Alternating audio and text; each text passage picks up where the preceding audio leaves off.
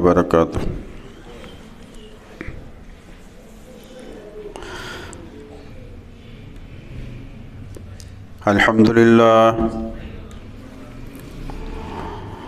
अल्हम्दुलिल्लाह नहमदुहु व नस्तईनुहु व नस्तगफिरुहु व नु'मिनु बिही व नतवक्कलु अलैहि व नऊज़ु बिल्लाहि मिन शुरूरि अनफुसिना व मिन सय्यिआति अअमालिना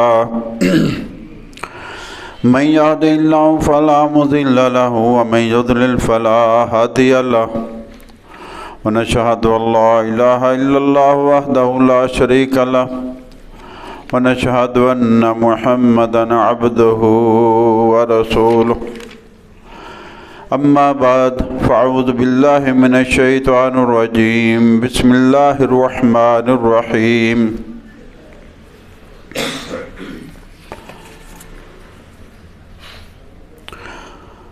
वला तन्किहुल मुशरिकाति हत्ता युअमिन्ना वला अमतुम मुअमिनातुन खैरुम मिन मुशरिकातिन वलौ आजबतकुम वला तुनकिहुल मुशरिकीन हत्ता युअमिनू वला अब्दुम मुअमिनुन खैरुम मिन मुशरिकिन वलौ आजबकुम उलाइका यदऊना इलन नार वल्लाहु यदऊ इलल जन्नति वल मग़फ़िरति बिइज़्निहि व युबय्यिनु आयातिहि लिन्नासि लअल्लहुम यतज़क्करून। इन्नल्लाह व मलाइकतहु युसल्लूना अलन नबी या अय्युहल्लज़ीना आमनू सल्लु अलैहि व सल्लिमू तस्लीमा।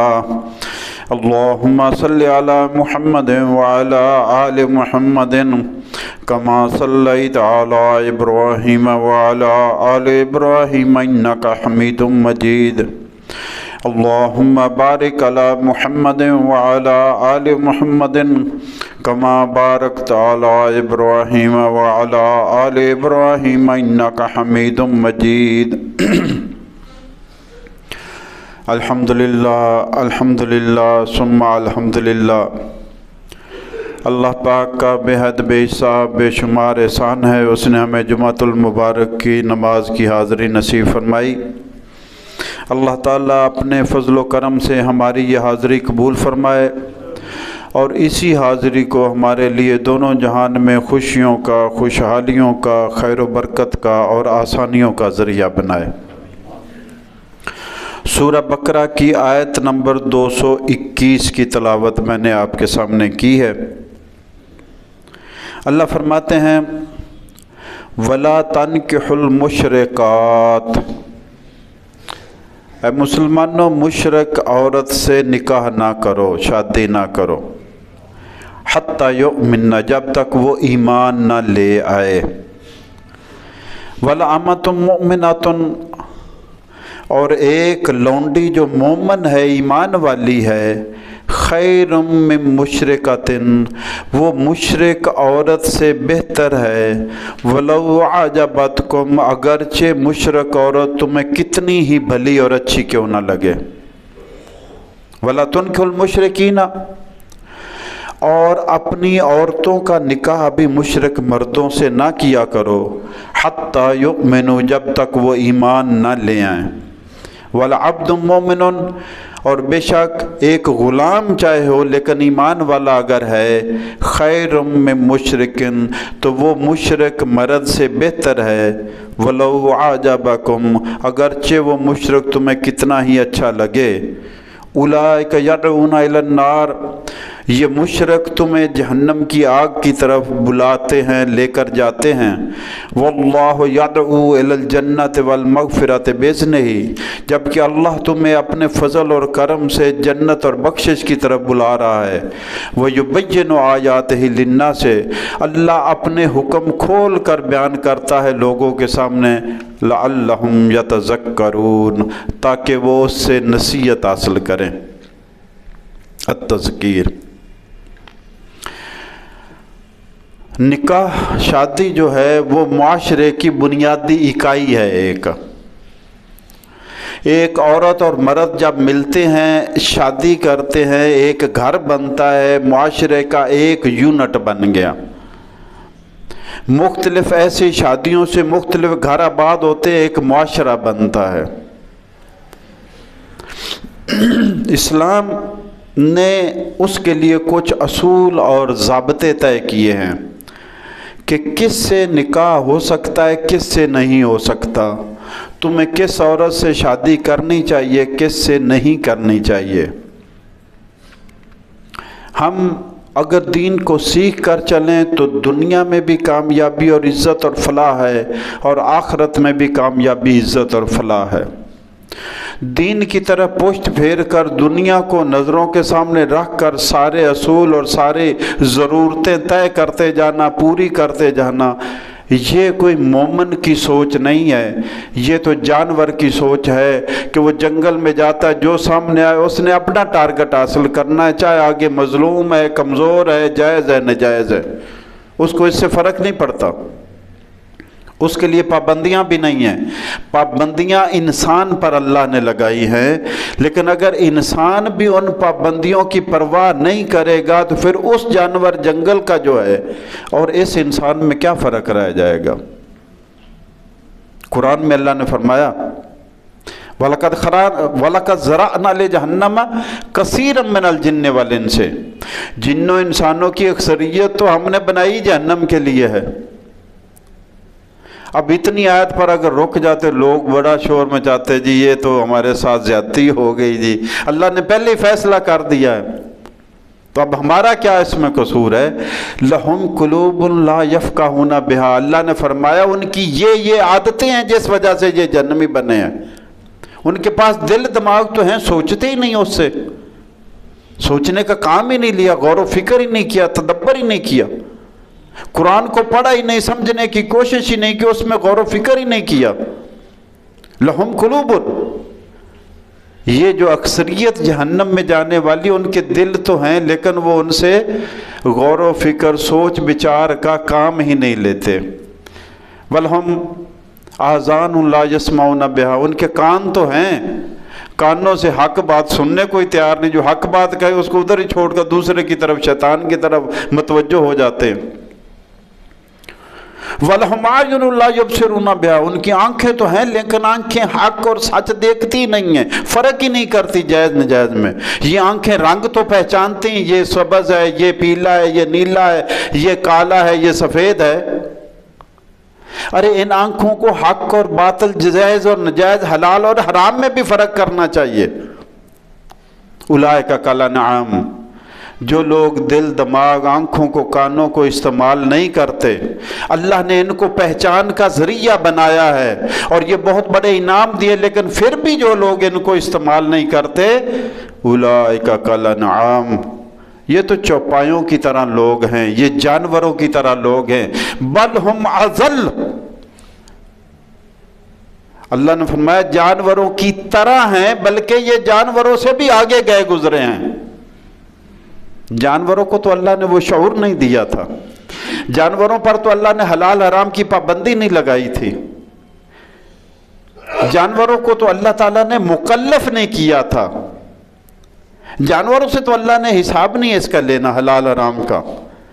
انسان تجھے اللہ نے ذمہ داری دی ہے، تو بھی اگر جانوروں کی طرح عقل کو استعمال نہیں کرتا، شعور کو، ذہن کو، اپنی فہم کو، سوچ کو، تدبر کو، اپنے ضمیر کو، اس کو پہچانتا نہیں ہے، اولئک کالانعام بل ہم اضل، یہ جانوروں کی طرح ہیں، جانوروں سے بھی گئے گزرے لوگ ہیں۔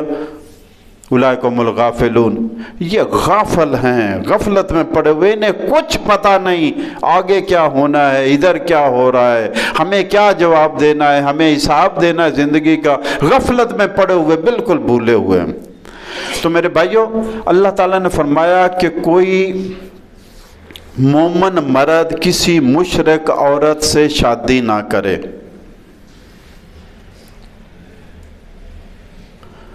مشرک، میں بار بار درخواست کرتا رہتا ہوں کہ میرے بھائیوں کوشش کرو دین کو پہچاننے کی، توحید اور شرک کیا ہے، ضروری ہے، ریڈ لائن ہے ہمارے ایمان کی۔ शिरक की तरफ जा नहीं सकते, तौहीद को छोड़ नहीं सकते, लेकिन अगर लाइन का ही नहीं पता कि हमारी लाइन कौन सी है, इससे आगे निकलेंगे तो शिरक हो जाएगा। तो सिर्फ तौहीद का दावा तो काफी नहीं है। अल्लाह के मुनकर तो कुरैश मक्का भी नहीं थे। अल्लाह कुरान में फरमाते हैं, मेरे महबूब इनसे पूछो कि आसमान किसने बनाया, ज़मीन किसने बनाई, तो ये यही कहेंगे ये तो सारा अल्लाह ने बनाया। इसका तो वो भी इनकार नहीं करते थे। वो कहते थे ये जो 360 बुत रखे हुए थे बैतुल्लाह में, वो कहते थे ये हमारे सिफारिशी हैं, अल्लाह के यहाँ सिफारिश करेंगे। अल्लाह का इनकार वो भी नहीं करते थे। अगर तुमने भी वही धंधा शुरू कर लिया तो फिर क्या फर्क हुआ? यहूदी और ईसाई, यहूदी कहते हैं वकालतल यहूद उज़ैर इब्नुल्लाह, कि हज़रत उज़ैर अलैहिस्सलाम अल्लाह के बेटे हैं। वकालतिन नसारा अल मसीह इब्नुल्लाह, सूरह तौबा की आयत नंबर 30 में। और ये ईसाई कहते हैं कि ईसा अलैहिस्सलाम अल्लाह के बेटे हैं। तो अल्लाह की ज़ात में शरीक कर लिया।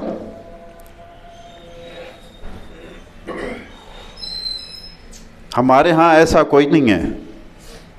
मुसलमानों में कोई ऐसा नहीं है जो कहे कि मोहम्मद रसूलुल्लाह अल्लाह के बेटे हैं या वो अल्लाह हैं।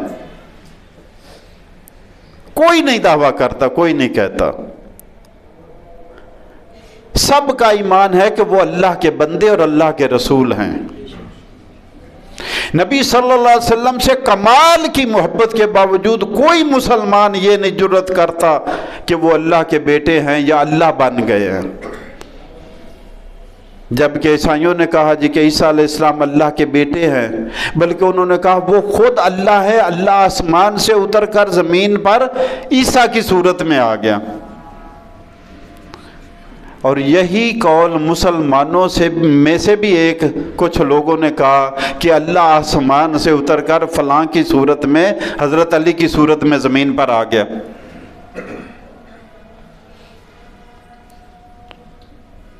क्या फ़र्क रहा? उनके कौल की अल्लाह मुज़म्मत कर रहा है, उनके कौल की। जिन्होंने ये कहा कि ईसा अलैहिस्सलाम अल्लाह के बेटे हैं या ईसा अलैहिस्सलाम अल्लाह है, उनके कौल की अल्लाह ने मुज़म्मत की।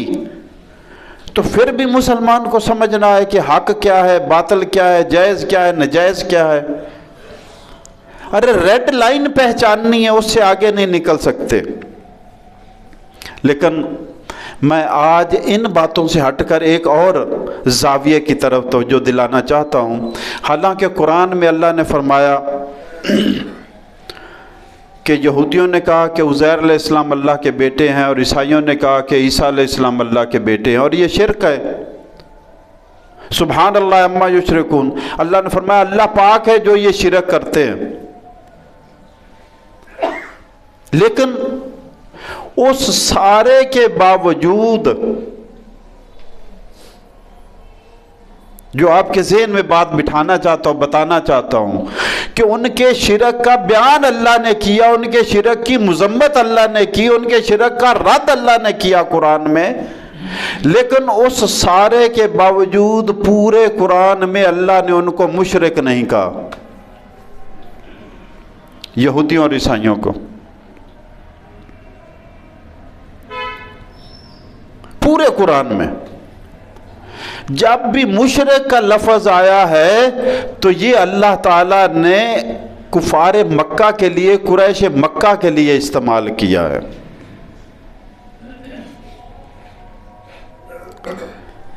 एक सहाबी थे मरसद बिन अबी मरसद रज़ी अल्लाह ताला अन्हु, उनको अल्लाह के रसूल सल्लल्लाहु अलैहि वसल्लम ने एक टास्क दिया कि मक्का जाओ। हिजरत हो चुकी थी, मदीना में आ चुके थे, उनको जिम्मेदारी दी कि वापस मक्का जाओ, वहाँ पे एक कैदी है उसको छुड़ा कर लाना है। वो मक्का गए, वहाँ पे उनकी इत्तफाकन मुलाकात एक ऐसी औरत से होगी जिनसे उनके तल्लकात थे ज़माने जाहिलियत में।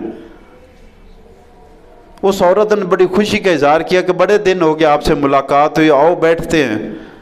तो उन्होंने कहा नहीं, अल्लाह ने मना कर दिया, इससे हमारे नबी सल्लल्लाहु अलैहि वसल्लम ने मना किया है। اس نے کہا تو پھر میرے سے شادی کر لو۔ تو حضرت مرثد بن ابی مرثد رضی اللہ عنہ نے کہا کہ یہ میں پوچھوں گا۔ وہ واپس جب اس اسائنمنٹ سے، اس ذمہ داری سے واپس جب مدینہ آئے تو انہوں نے آ کر سوال کیا، یا رسول اللہ ایسے ایسے معاملہ ہے، وہ اچھی شکل صورت والی ہے، مجھے وہ پسند بھی ہے، اگر آپ اجازت دیں تو میں ان سے شادی کر لوں۔ تو علماء فرماتے حدیث میں تو اس وقت یہ آیت نازل ہوئی، کیا؟ وَلَا تَنْكِحُوا الْمُشْرِكَاتِ، اے ایمان والو مشرک عورت سے شادی نہ کرو۔ ہمارا تو دیکھو نا، بابا آدم نراللہ ہے، چاہے احادیث کو دیکھ لے چاہے قرآن کو دیکھ لے، قرآن میں بھی ہے کہ تمہارے لیے حلال ہیں والمحصنات من المؤمنات، مومنوں میں سے پاک دامن عورتیں، یہ نہیں کہ ایمان والیاں تو ہے بازاری ہے، لچر ہیں، فاحشہ ہیں، بدکارہ ہیں، نہیں، والمحصنات من المؤمنات، ایمان والیوں میں سے بھی وہ جو شریف، حیادار، پاک دامن، اچھی نیک سیرت ہیں۔ سمجھے تو پتہ چلے۔ اللہ کے رسول صلی اللہ علیہ وسلم نے فرمایا تنکح المرأۃ، سنو، عورت سے شادی کی جاتی، نکاح کیا جاتا ہے، لِأَرْبَعٍ، 4 باتوں کی وجہ سے، لِمَالِهَا، کسی عورت کے پاس مال زیادہ ہوتا ہے۔ اور دیکھو نا ہمارا نوجوان طبقہ، 20-25 سال کی عمر کا لڑکا 70 سالہ یورپین انگریز عورت سے شادی کر رہا ہے، لِمَالِهَا۔ اور میرے اور آپ کے نبی نے 1400 سال پہلے بتا دیا تھا کہ دنیاوی غرض و غایت شادی کی یہ ہوتی ہے، لِمَالِهَا، مال کی خاطر کسی سے نکاح کیا جاتا ہے، وَلِجَمَالِهَا، اس کے حسن خوبصورتی کی وجہ سے شادی کی جاتی ہے، وَلِنَسَبِهَا یا حَسَبِهَا، اس کے نسب اور حسب اور سٹیٹس اور عزت اور خاندان کی وجہ سے شادی کی جاتی ہے۔ 3 باتیں بتا کر فرمایا وَعَلَيْكَ بِذَاتِ الدِّينِ تَرِبَتْ يَدَاكَ، تیرے ہاتھوں کو مٹی لگے تو دین والی کو ترجیح دینا۔ کسی نے ہم میں سے کبھی مولوی صاحب سے پوچھا کہ مولوی صاحب میرا پروگرام بن رہا ہے شادی کا، مجھے بتاؤ کہ کیسی عورت پسند کروں؟ ہونا چاہیے یا نہیں ہونا چاہیے؟ جب شریعت نے، اللہ کے رسول نے ہدایات دیے تو ہونا چاہیے یا نہیں ہونا چاہیے؟ اور بیٹی کی شادی کرنی ہے تو یہ بھی تو پوچھنا چاہیے کہ کیسا بندہ تلاش کرنا ہے بیٹی کے لیے۔ اللہ کے رسول صلی اللہ علیہ وسلم نے فرمایا جب بھی کسی ایسے مرد کی طرف سے تمہیں شادی کا پیغام آئے جس کا دین اچھا ہے اور اخلاق اچھے ہیں تو انکار نہ کرنا۔ نہ عورت کے معاملے میں مال اور حسن اور مرتبہ دیکھا، خاندان دیکھا، نہ مرد کے معاملے میں مال اور حسن اور مرتبہ نہیں دیکھا، دین اور اخلاق کو ترجیح دی۔ اور ہمارا المیہ یہ بن گیا ہے کہ جو دین اور اخلاق والا اور والی ہے اس کو تو شادی کے قابل ہی نہیں سوسائٹی ہماری سمجھتی۔ وہ کہتے ہیں یہ تو مس فٹ ہے آج کے دور میں، اور جو فٹ ہے وہ فٹافٹ باہر پھرنے والیاں ہیں۔ وہ جو فٹ ہیں وہ باہر ہر ایک کے ساتھ فٹ ہیں۔ جو دین والی مس فٹ ہے جس نے اپنے کے ساتھ فٹ ہونا ہے اس کو انکار کرتے ہیں، اور جو ہر ایک کے ساتھ فٹ ہوتی پھرتی ہے اس کو چراغ محفل سمجھتے ہیں اور اس کو اچھا سمجھتے ہیں۔ تو آپ نے منع فرما دیا، اللہ نے آیت نازل کر دی کہ اے ایمان والو مشرک عورت سے شادی نہیں کرنی، جب بھی کرنی ہے مشرک سے شادی نہیں کرنی جو شرک ہے۔ تو میں آپ کو بتا رہا تھا اس کے باوجود، اچھا اسی پر تھوڑی سی اور بات کر لیتے ہیں، حتیٰ یؤمن، جب تک وہ ایمان لائے، وَلَآمَةٌ مُؤْمِنَةٌ خَيْرٌ مِّن مُشْرِكَةٍ وَلَوْ أَعْجَبَتْكُمْ، اور غلام لونڈی، ایک زر خرید عورت جو بکتی آئی ہے، پہلے کسی کے پاس تھی وہ بیوی کی طرح استعمال کرتا رہا، کسی نے خرید لی اور وہ بیوی کی طرح استعمال کرتا رہا، کسی نے اور قیمت دے کر خرید لی وہ بیوی کی طرح استعمال کرتا رہا۔ ارے تم اگر شادی کرنا چاہتے ہو تو یہ بہتر ہے، یہ ایمان والی ہے، وہ مشرک عورت بہتر نہیں، چاہے اس کا کتنا بڑا خاندان ہو، چاہے اس کا کتنا بڑا سٹیٹس ہو، چاہے اس کی کتنی بڑی عزت ہو، چاہے اس کے پاس کتنا بڑا مال ہو، ولو اعجبتکم، اگرچہ تمہارے دل کو کھا جائے وہ بہتر نہیں ہے، یہ لونڈی بہتر ہے جس میں ایمان ہے۔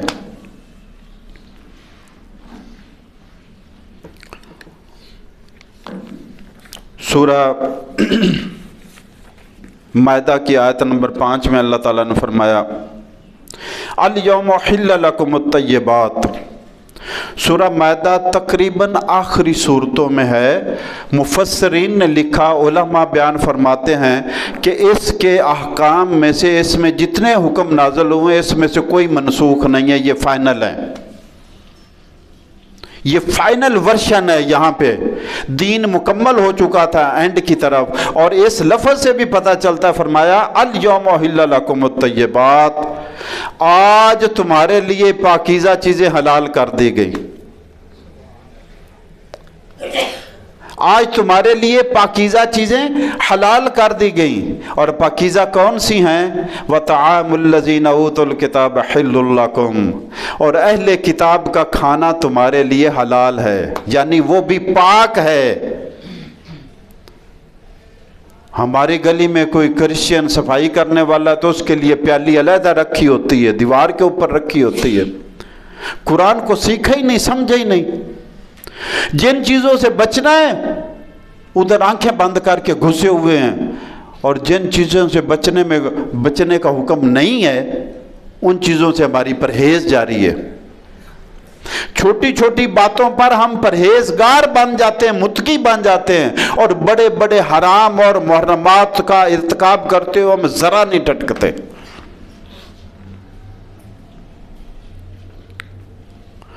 تو فرمایا الیوم احل لکم الطیبات، لوگو آج سے تمہارے لیے پاک چیزیں حلال کر دی گئیں، اور وہ کیا ہیں؟ وَطَعَامُ الَّذِينَ أُوتُوا الْكِتَابَ حِلٌّ لَكُمْ، اور اہل کتاب کا کھانا، یہودیوں اور عیسائیوں کا، ان کے ہاں اگر کھانا تو وہ تمہارے لیے حلال ہے۔ وَطَعَامُكُمْ حِلٌّ لَهُمْ، اور تمہارا کھانا بھی ان کے لیے حلال ہے، چاہے ان کے گھر سے تم کھا لو یا وہ تمہارے گھر آ کر کھا لیں، کوئی کباہت نہیں ہے، اللہ کہتا ہے یہ حلال ہے۔ اب بات ذرا توجہ سے سنیے گا، قرآن میں اللہ فرماتا ہے یہودیوں نے کہا عزیر اللہ کا بیٹا، اس سے بڑا شرک کون سا تھا؟ قرآن کہتا ہے عیسائیوں نے کہا کہ عیسیٰ اللہ کا بیٹا، اس سے بڑا شرک کون سا تھا کہ اللہ کی بیوی بھی بنا ڈالی، اللہ کی اولاد بھی بنا ڈالی، اللہ کی الوہیت میں حصے دار بنا دیے، اللہ کو ایک رہنے ہی نہ دیا۔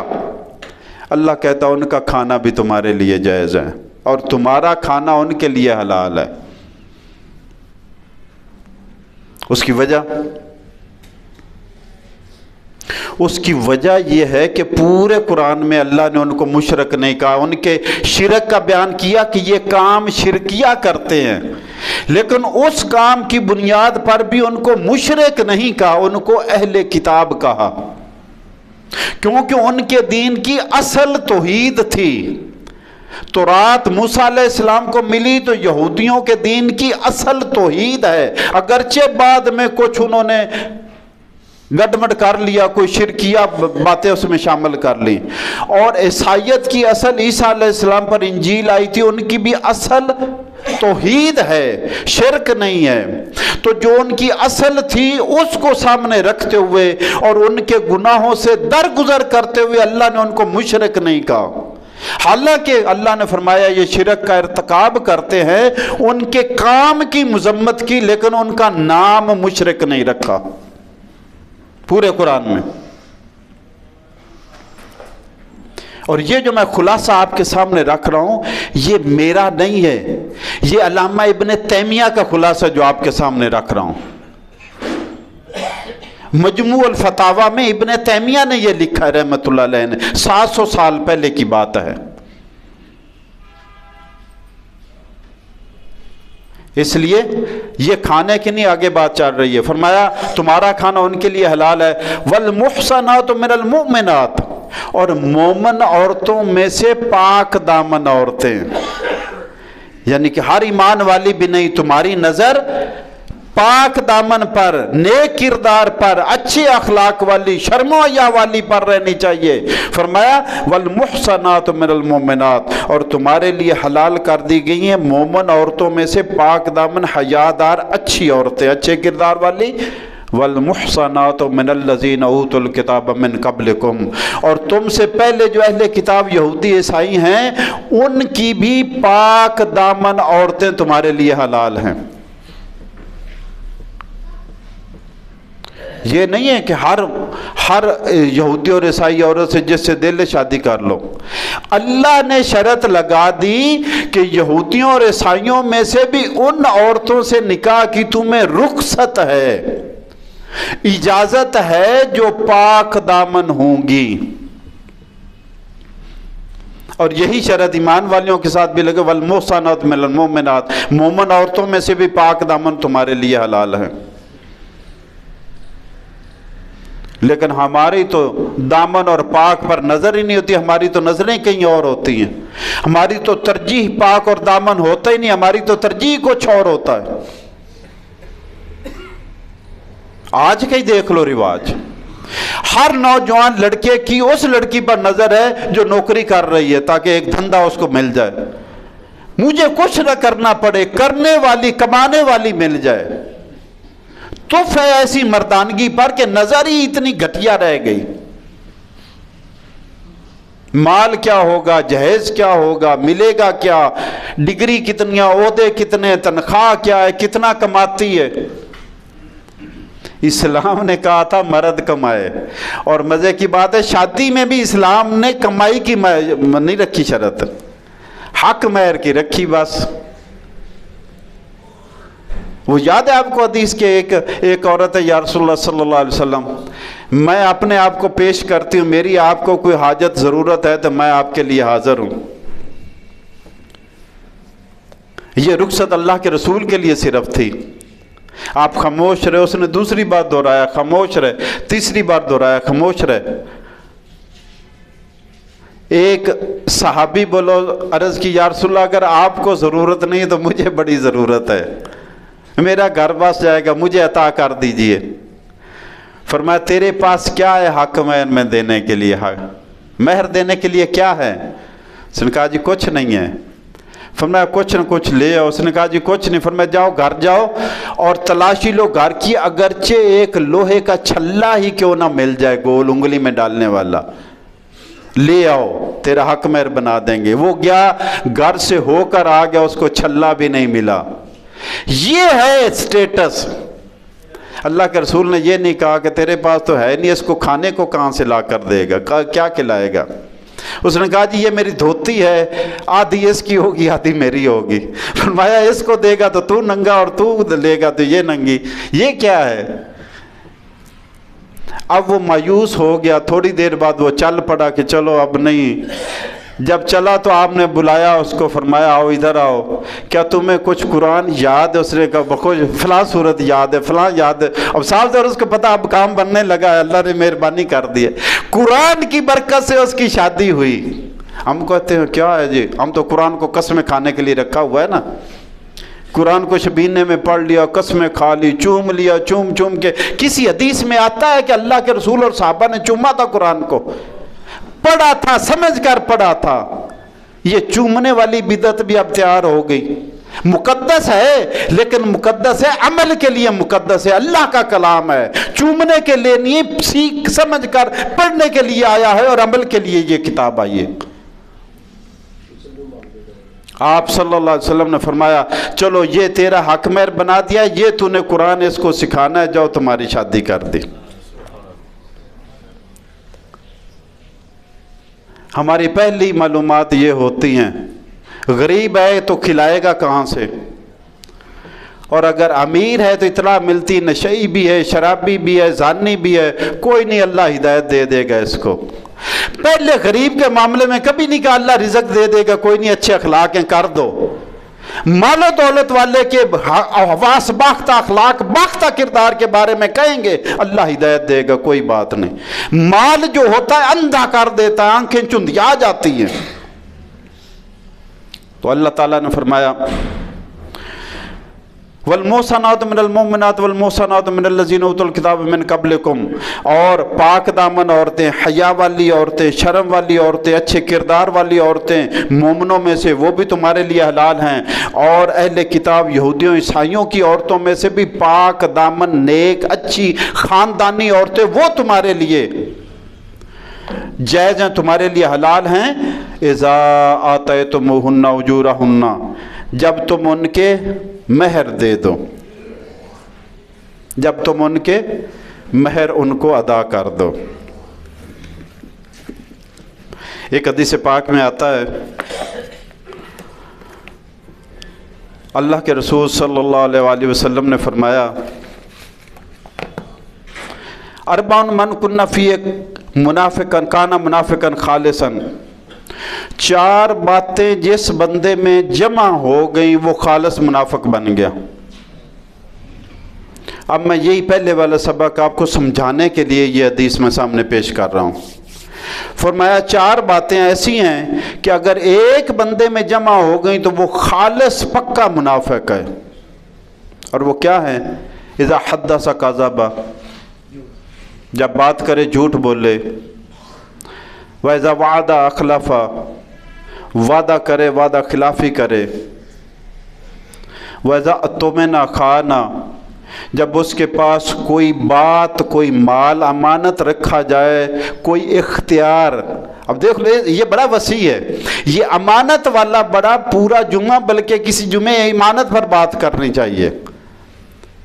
कोई सीट किसी पे है तो उसके पास ये दीन, इस मिंबर रसूल पर बैठे के पास भी ये फोरम अमानत है अल्लाह की तरफ से, इसको अल्लाह के दीन के लिए इस्तेमाल करना है, अल्लाह के दीन की तबलीग के लिए और नबी के तरीके के मुताबिक इसको चलाना है। अगर किसी ओहदे पर है तो वो भी अमानत है, हुक्मरान है तो उसके पास भी इख्तियारात अमानत है, शूतर में बुहार नहीं है कोई भी। तो फरमाया जब उसके पास माल या कोई बात या रखी जाए तो उसमें ख़यानत करे। और चौथी बात वैज़ा ख़ासम फ़जरा, जब झगड़े की बात आए, कैसी, मैंने कहा ये चीज़ मेरी है, आपने कहा ये चीज़ मेरी है, मुकदमा चला गया तीसरे फरीक के पास, जज के पास, अदालत में, काजी के पास, कहीं भी चला गया, मुझे भी पता है कि ये मेरी है या नहीं है, और आपको भी पता है कि ये आपकी है या नहीं है, उसके बावजूद मेरी चीज़ नहीं है, मैं फिर भी दलीलों के अंबार लगा दूंगा कि ये मेरी है। ये है इज़ा ख़ासम फ़जरा, जब झगड़े पे आए तो बदतमीजी करे, बेहुदगी करे, जायज़ नजायज़ देखे ही ना, अपने हक में दलीलें देता जाए। फरमाया ये मुनाफिक है खालिस, क्या, हत्ता यादा आहा वमन काना फीह खसलतुन, इन 4 को जमा हो जाना तो पक्का मुनाफिक बना देता है। लेकिन अगर इन 4 में से कोई एक बात किसी में पाई जाती, मसलन कोई झूठ बोलता है, कोई वादा खिलाफी करता है, किसी की आदत है, कोई ख़यानत करता है, किसी की आदत है, मेरी बात आपको, आपकी बात आगे ऐसे चला दी, ख़यानत है। फरमाया जिसमें इनमें से कोई एक अलामत पाई जाए वो मुनाफिकत की अलामत है, जब तक छोड़ ना दे उसको मुनाफिक नहीं कहेंगे। कोई वादा खिलाफी करता तो उसको मुनाफिक नहीं कहेंगे, कहेंगे ये तेरे अंदर मुनाफिक की अलामत है, तू मोमिन है लेकिन तेरे अंदर मुनाफिक की ये अलामत है। जो झूठ बोले तो उसको मुनाफिक नहीं कहा जाएगा, उसको कहा जाएगा तू मोमिन है, तेरे अंदर मुनाफिक की ये अलामत आ गई है। जो ख़यानत करेगा उसको मुनाफिक नहीं कहा जाएगा, उसको कहा जाएगा तेरे अंदर मुनाफिकत की ये अलामत आ गई है। اور اسی طرح علامہ ابن تیمیہ رحمۃ اللہ علیہ فرماتے ہیں کہ اہل کتاب کو اللہ نے شرک ان کا بیان کیا، ان کی مذمت کی، اس کے باوجود ان کو مشرک نہیں کہا، اس کے باوجود ان کا کھانا ہمارے لیے حلال رکھا، اس کے باوجود ان کی عورتوں سے ہمارے لیے نکاح کی اللہ نے رخصت دے دی، لیکن اللہ نے ان کو مشرک نہیں کہا۔ جو عزیر علیہ السلام کو اللہ کا بیٹا کہتے ہیں، اللہ نے ان کو مشرک نہیں کہا۔ جو عیسیٰ علیہ السلام کو اللہ کا بیٹا کہتے ہیں بلکہ اللہ کہتے ہیں، اللہ نے ان کو مشرک نہیں کہا کہ ان کی اصل توحید تھی، ان کے پاس نبیوں کا دین تھا، اس وجہ سے نہیں کہا۔ ارے اس امت کے پاس نبی صلی اللہ علیہ وسلم کا دین ہے، اس کو مشرک مشرک کہتے ہوئے تو جھجکتے نہیں ہو؟ کون سی بنیاد ہے تمہارے پاس اس امت کو مشرک کہنے کی؟ جب اللہ نے یہودیوں کو مشرک نام نہیں کہا، جب اللہ نے عیسائیوں کو مشرک کے نام سے نہیں پکارا، ان کے شرک اور کفر کے باوجود ان کی عورتوں سے اللہ نے نکاح کی اجازت دے دی، تو اب کس مسلمان کو زیب دیتا ہے وہ کہے جی فلاں فرقے والے تو مشرک ہے، ہم ان سے شادیاں نہیں کرتے؟ دین کی ٹھیکیداری مت اپنے پاس رکھو، اللہ کا دین اللہ کا رہنے دو، اس کو اللہ کے دین کی حدود میں رہ کر بیان کرو اور اللہ کی حدود میں رہ کر اختیار کرو۔ یہ قرآن اللہ کی کتاب ہے، القرآن حبل اللہ المتین، اللہ کی مضبوط رسی جو آسمان سے زمین تک لٹکی ہوئی ہے۔ اللہ نے اپنا دین قرآن میں نازل کیا۔ اگر دین کی خالص ٹچ لینا چاہتے ہو، اگر دین کی خالص خوشبو لینا چاہتے ہو تو قرآن کو سمجھ کر پڑھنا ہوگا، قرآن کو سمجھ کر پڑھنا اور سیکھنا ہوگا، قرآن کو اپنانا ہوگا۔ دنیا میں بھی اللہ تعالیٰ عزت اور کامیابی سے نوازے گا اور آخرت میں بھی انشاءاللہ اللہ تعالیٰ عزت اور کامیابی سے نوازے گا۔ اور اسی سلسلے میں انشاءاللہ آج مغرب کی نماز کے بعد قرآن کو سمجھ کر پڑھنے کے سلسلے میں ایک بار پھر حاضر ہوں گے۔ اللہ تعالیٰ ہم سب کو آسانیاں عطا فرمائے، آمین یا رب العالمین۔